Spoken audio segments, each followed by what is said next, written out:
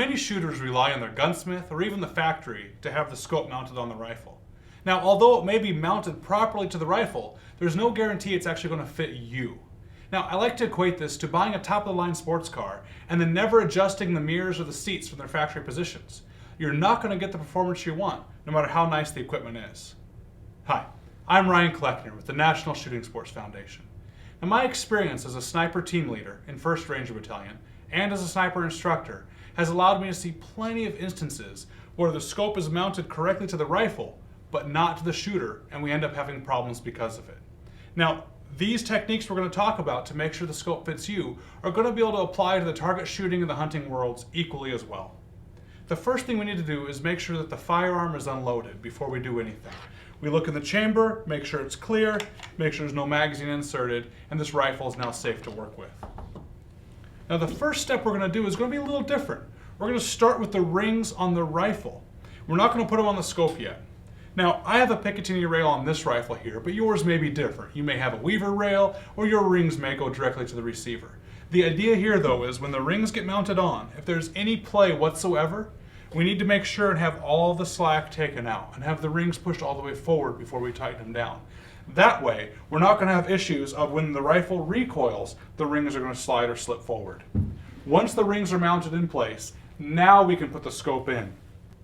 Take your scope and set them in the lower half of the rings. Now, you can work with this scope and do all of these adjustments we're going to talk about without the top of the rings on. However, if you're worried about your scope falling out, you might want to take the tops of the rings and just very lightly put them on. This way, the scope could still easily move back and forth on the rifle, but you don't have to worry about it falling out of the rings and potentially damaging your very expensive scope here. So just a couple turns is all it's going to take to get these tops on. We're not going to worry about snugging them down yet. Now, these adjustments we're going to be making on the scope. The first two things we're going to worry about are the height of the scope and how far the scope is out from our face. So we're going to be able to adjust in and out and up and down on the scope. Now our up and down is going to be a little limited. The objective lens of the scope up here on the front, depending on its size, is going to limit how low we can get the scope. And that's the key. You don't want the scope up too high. You always want to get the scope as low as you can. So getting lower rings may not always be an option if your objective lens doesn't allow it. So if you're as low as you can possibly go and the rifle or the scope won't allow you to go any further, you need to start building up the cheek rest back here to bring your head up so you can get level. Now, when you bring up the cheek rest, there's many things you can use. You can either have an adjustable stock on your rifle, you can add padding yourself, there's a great aftermarket kits, or you can get cheek pieces like these. I highly recommend these. These are very handy. Not only do they give you a little bit of padding for your cheek, they give you that little extra height that you need and some extra storage for tools like we just used, so whenever you're out at the range and you're worried if something came loose, you have it right here with you. So, the first thing we're going to do is put our head on the rifle with our eyes closed. I know you're used to mounting the rifle with your eyes open and therefore moving your head to where you can see through the scope, but that's the problem we're going to fix here. Now, you also need to take into consideration how you're going to be shooting this rifle mostly. If it's going to be in the standing or seated positions, you need to be in those positions to check the fit. But if you're going to be firing a lot in the prone, you need to actually get down on the ground and get in the prone and make sure they fit. The differences between those positions will make actually quite a bit for your positioning on the scope. Now, I can understand your question on, well, what if you want to shoot all those positions? Well, that's fine. I'm just asking that you get in each and every one of those positions to make sure we have a happy medium on the adjustments so the scope at least works well for you in all positions and doesn't fight you in one or the other. When you first take the rifle, the idea is to get on it comfortably. You want to get directly behind the rifle and not have to strain your neck or your shoulders while you're on. You need to take the rifle, put it into your shoulder, and rest your head down where it's comfortable. The idea here is not to have to push your head too far forward or pull it back too much, but just let the full weight of your head down on the stock. Once your head is down, the first thing you're going to do is just open your eyes. If you can see through the scope, you're good. But if you're like me, you're looking right into the bottom edge of the scope. That's a problem. What that's going to make me do when I'm at the range is have to lift my head up and muscle the gun around to try and shoot a good group. That's always going to be a problem because I'm not comfortable and relaxed. Well, and with my rifle setup, I can't get that scope any lower. So I need to start building my head position up. I, for years, have used that foam I talked about. I take the styrofoam, maybe from those old camping sleeping pads. I cut them up in strips and I put them on the buttstock of the rifle and I tape them down. The problem is it's a little unsightly and it comes off after a while. So I finally got tired of having to rebuild them, and I just made my own out of a piece of wood. I took a 1x2, I took out my pocket knife, I shaved the wood off, and I kept setting it on there until it got the position I wanted. When I was done, I taped it up, I put a couple of nails through it, and I drilled 2 holes in my stock. Now that might panic some of you, so if you don't want to do that, this may not fit for everybody. You may want to get an adjustable stock or some other method, but for me it worked. And I take this and I can put this on each time in the same 2 holes. Now here's a note to be careful of. If you're building something up on your stock, always be sure that the action can clear. If you're not careful, you might end up building something up, getting a perfect fit with your scope on your rifle, and then not even be able to use your rifle. So always be sure that the action clears whatever you're adding on. And like my setup here is, it's removable. So that way, when I go to clean my rifle, I can actually take the bolt out and not have to worry about what's behind it. So for me, this piece of wood and the cheek rest, when I put both of these on, I can put the full weight of my head down on the rifle, open my eyes, and I can see perfectly through the scope. Now, you might be wondering how you can see perfectly through a scope. I mean, if you see through it, you see through it. But there's actually an alignment that's going on with that scope that you need to be aware of. That black ring, that fuzzy shadow that you see that we call scope shadow, that's actually helpful. Not when you're shooting, but it helps to make sure that your scope's aligned properly. See, we all know that with iron sights, that sight alignment is important and then sight picture on the target. Well, the same is true with a scope, and some people just don't know it. They just look at the reticle, place it on the target, and then shoot.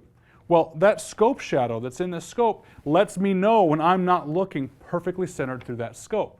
So it's very helpful. But when you're first getting this set up, it might be a little frustrating. So if you have an adjustable power scope like this is, always be sure to turn it to low power first. That way your tolerances are going to be as wide as possible and you'll be able to get set up. But just remember that you're on low power, and once you think you have a good setting, always turn it to high power to check. And that's going to bring that scope shadow in quite a bit to make sure you're dead in the center. Now, once we have the height figured out, now we can worry about the front to back. All you need to do is look through the scope like normal, and then move the scope forward and back until the scope shadow is all the way gone. Don't move your head. That's the idea we're trying to fix here. Put your head on the scope, on the rifle, move the scope forward and back until it's just where it needs to be, and you see no scope shadow. Now, this is actually handy if you have a friend helping you, because you can just be laying on the ground and they can move the scope for you to make sure it's clear. Now, once it's good front to back, and it's good up and down, we can go ahead and tighten the scope down, but we need to level it first. Now there's plenty of aftermarket tools to level scopes out there. Some snap onto this bottom base here, they have levels on them and lines to line up the reticle. There's systems for using on the wall, and I'm sure they all work fine. For me, I like a simpler system, which is either one, making sure the rifle's completely level, and then putting a level on top of my flat scope cap if you have one, and making sure it's level. But again, be sure that the rifle's level first, because a level scope on a crooked rifle doesn't do anybody any good. But my favorite method is when I have a scope like this Leopold here with the flat bottom on it, I have a flat bottom to the scope and a flat rail. So I can take any piece of metal that has 2 flat edges on it that are parallel to each other, and I can reach down underneath the scope. I can line the piece of metal flat on the rail and tilt it so the other side touches the bottom of the scope base and actually just tilts and levels the scope on its own. If the scope is tilted one way or the other at all, you'll see light through it easily and know that it's not level. Once it's level, you can pull that tool out, take your wrench, and start tightening the scope rings. Now, don't get carried away. When you tighten these down, again, we're just going to go finger tight. And we want to keep a little bit of a gap on one side of the rings. If you notice, the rings won't go perfectly flush on both sides. You're going to have them tilted one way or the other, so we want to keep them right in the middle and try and keep an even gap between both sides. Once you do that and you get them just finger tightened down, you can go ahead and snug them down all the way. Now, if you don't have a torque wrench handy and you're just out at the range and you happen to have your tool with you, the rule of thumb I like to go by is I take the short end of the Allen wrench for leverage, and that's all I grab onto. Then I tighten those little screws down as tight as I can get with that short little piece of leverage. And then I tighten them in an X fashion, almost like I'm changing a tire. Once I get everything tightened down, I actually go back and take them all back out again, but I just do it one at a time. I will take my time to take one screw out, all the way, leaving the other screws just fine, and I put a small drop of blue, which is the non-permanent Loctite on this, and then put it back in. And I'll do that for each and every one of the screws once they're in there to make sure the scope stays put. The last thing you want is to do all this work and be out on a hunting trip with an important shot and have the scope come loose, because it's just not going to work for you. Once this is all set up, this already is better than you may have had because the rifle and the scope fit you better. However, there's still one more adjustment that some people overlook. They don't realize that the reticle inside this scope can actually be focused to your eye specifically. Now see, parallax is a popular topic now with scopes, and you have parallax adjustments on many scopes here. And the idea being is we take the image of the target, which is on a certain focal plane inside the scope, and the image of the reticle, and by adjusting the parallax, we get them on that same focal plane, so that if our eye moves, the image moves together.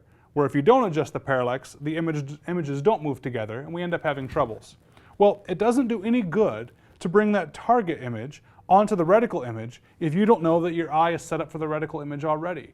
On this scope, we're going to be able to adjust that by moving this ocular housing.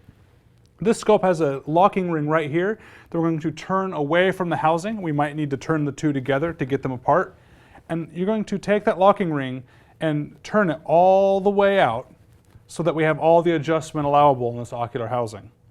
Now, this is also a handy spot to have a friend help you out. What you do is get behind the rifle and get looking through the scope just like we just talked about to make sure that you're relaxed, you can see right through the center of the scope.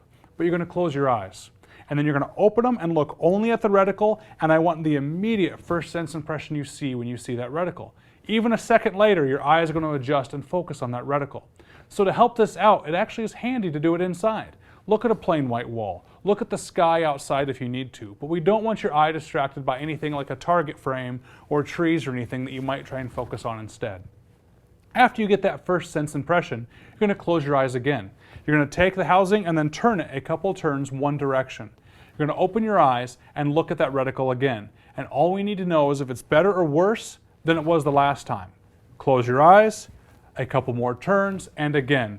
By going through the entire adjustment range of this ocular housing, you're going to be able to find that middle section where it was the clearest for you.